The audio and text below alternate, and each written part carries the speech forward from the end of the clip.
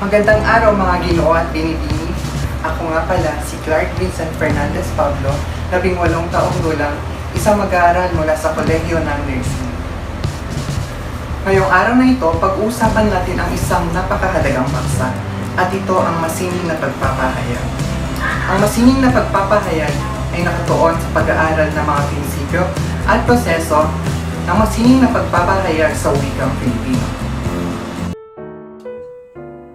Nakatuon ito sa malayang pagtuklas ng pagpapakita ng sariling kakayahan at kahusayan sa pagdidiskursong pasulat at pasalita na tungkol sa mga paksang pangkomunidad, pambansa at pandaigdig.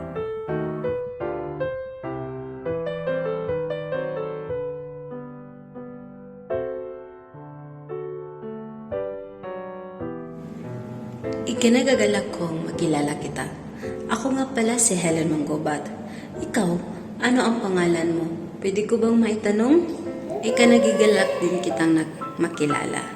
Oo naman, ako din pala si Cars. Malinang ang kakayahang pagkomunikatibo, pasalita ng mga mag-aaral gamit ang wikang Pilipino. Nagagamit ng gusto ang wika sa mga angkop na sitwasyon upang maging maayos ang komunikasyon na ipapahatid ang tamang mensahe at nagkakaunawaan ang dalawang taong nag-uusap.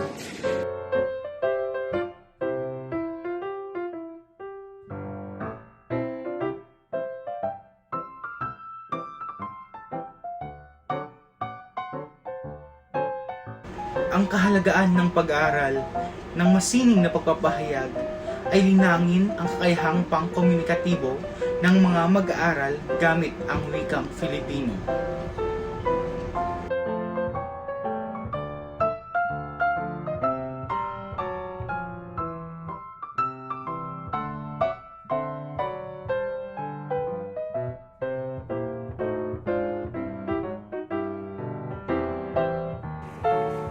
Mahubog ang kagalingan ng mga mag-aaral sa maangkop at masining na pagpili ng mga salitang gagamitin.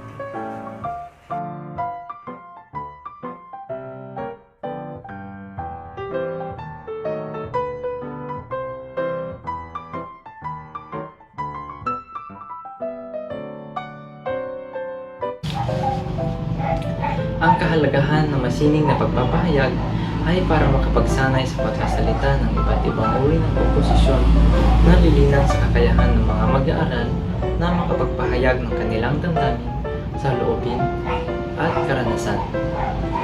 Maaari itong maipahayag sa pamamagitan ng tula, talumpati, debate, balagtasan at iba pa.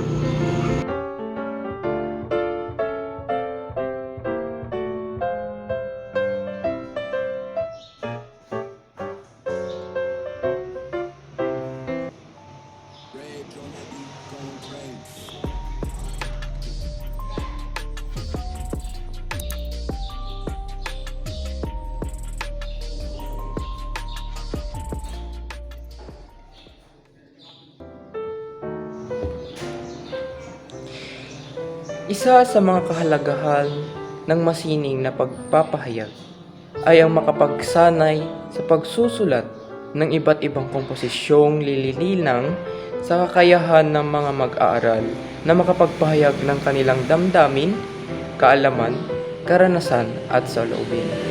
Isang halimbawa niyan dito, ang pagsusulat ng liham, lalong-lalo na sa iyong iniirog na ginang or mga asawa. Dahil dito, naibabaagi o naipapakita ang nararamdaman sa isang tao gamit lamang ang pagsulat ng mga liham.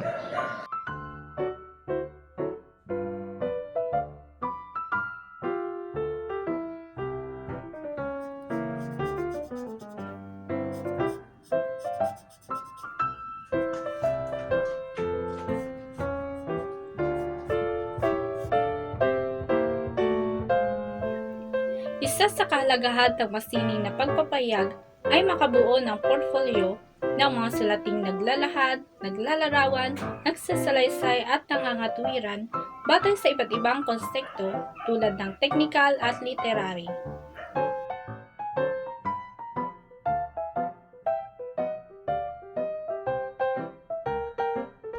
So today class, we are going to learn different kinds of cardiovascular diseases.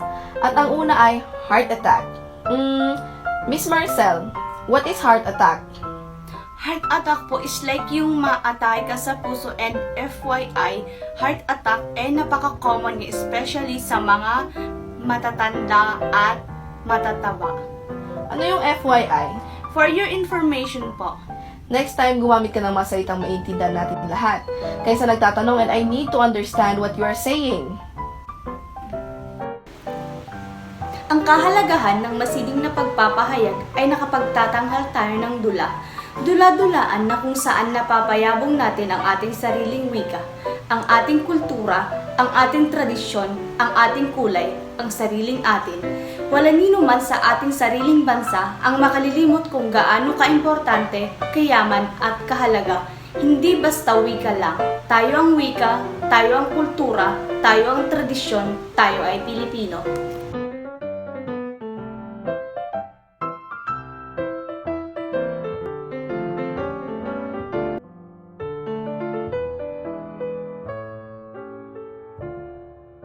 Ang makapagsagawa o makapagtanghal debate ay isa sa mga layunin ng masining na pagpapahayag.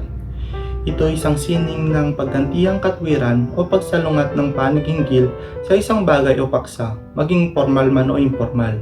Ang pagdedebate o pagtatalong informal ay para ka lang nakikiusap o nakipagpalitang kuro sa iyong kaharap.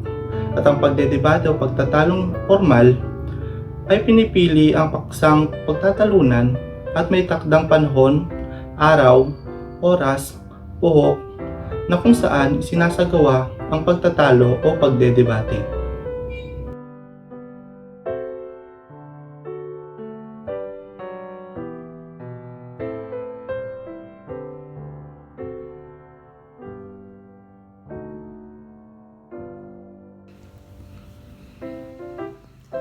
Bakit nga ba mahalaga ang masining na pagpapahayag? Ito ay upang maipahayag natin kung ano bang sining ang ating ginawa at kung anong dahilan kung bakit ito ang ating ginawa. At dahil doon, posible tayong magkaroon ng idea para makagawa tayo ng sarili nating sining. Mahalagang pag-aralan ang masining na pagpapahayag sapagkat nililinang nito ang isang kritikal na pag-iisip kapag bumubuo ng mga idea at hinihikayat ang pagpapahayag ng sariling kaisipan.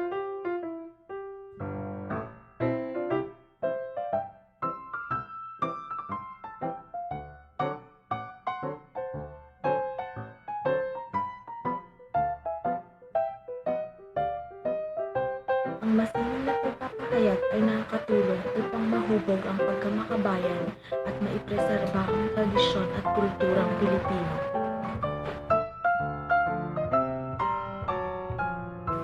Tunay nga namang napakahalaga ng masining na pagpapahayag sapagkat nililinang nito ang ating pagka-Pilipino at hinahasa ang ating talento sa pagsasalita at pagsusulat ng wikang Filipino.